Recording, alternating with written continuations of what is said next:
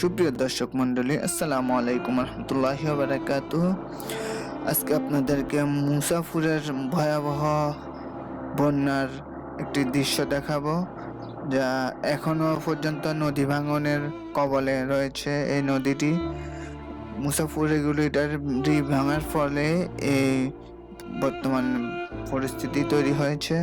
আশা করি প্রশাসনের দৃষ্টি আকর্ষণ হবে এবং প্রশাসন যথাযথ ব্যবস্থা গ্রহণ করবেন।